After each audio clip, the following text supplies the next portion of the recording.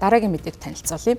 Францын эзэн хаан байсан Наполеон Бонапарт 1812 онд Оросыг эзлэхээр аян дайнд мөрдсөн. За гэвч бол энэхүү дайн нь бол бүтлгүүцсэн. За үүнд нөлөөсөн олон шалтгаан байсан гэж тухайн үеийн түүхчид бол үздэг. За энэхүү одоо үйл явдалтай түүхэн үйл явдлыг шинжлэх зорилгоор тодорхой шинжилгээг бол ДНК-гийн шинжилгээг хийсэн байна. За энэхүү ДНК-гийн шинжилгээнээс үзэхэд олон одоо шалтгаан өвчин одоо тохиолдсны улмаас энэхүү Наполеоны айрам ялалт одоо байгуулж чадалгүй ялагдлаар хувь заяан төгссөн болохыг нь тодорхойлсон байна. Түүхэнд хамгийн өртөгтэй дайн гэгддэг энэ дайнд хэдэн зуун мянган цэрэг ам өргөцнийг дайн тулаан, өсөглөн, хүйтэн, хижиг өвчний асуудалтай холбож тайлбарладаг.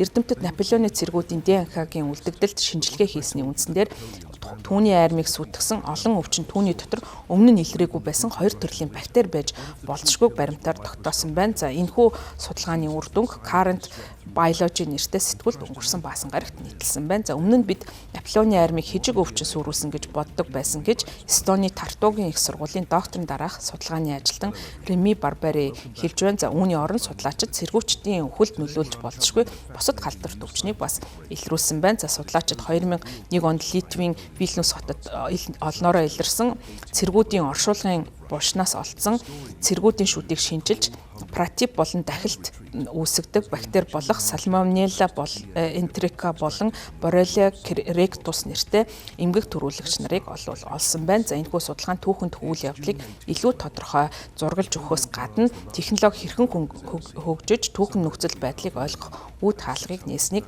онцолж байгаа гэдгийг судлаачид хэлсэн байна.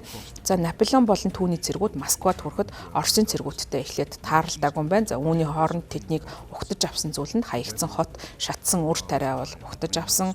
За мөн аюулгүй хоол хүнс, цэр хувцс зэрэг хангамж байгаагүй байна. За хатуу хүүтэн өвлийн сарууд ойртох тусам Францын айрам ухрахаас өөр аргагүй болсон боловч олон бэрхшээлтэй тулгарч байсан. За үүний нэг нь хижиг өвчин үүсгэх ням болох Рикета Провенси 2006 оны судалгаагаар Наполеоны цэргүүдийн шүтнээс илэрсэн боловч тухайн үеийн технологи улмаас судалгааны үр дүн хязгаарлагдмал байсан юм байна. Хижиг өвчин цэргүүдийн өхлийн цорын ганц шалтгаан мөн эсхийг нь олж мэдхийн тулд шинэ судалгааны судлаачид нэг дор сая ДНК-гийн хилтерхийг дараалалд оруулж чаддаг өндөр хүчин чадалтай нэвтрүүлэх дараалал зэрэг аргыг ашигласан юм байна. За энэ арга нь 200 гаруй жилийн настай дээжээс авсан геномын хилтерхийг гэх мэт одоо маш олон ген ДНК-г тодорхойлох боломжийг олгосон юм байна. За судалгааны судлаачид 13 дээжийг судалж үзэхэд хижиг өвчний уулмөр олоогүй боловч тэдний ажил 2006 оны судалгааны үр дүнг үгүйсгэхгүй гэдгийг тэмдэглэсэн байна. Судалгааны дээж Наполеоны айрамд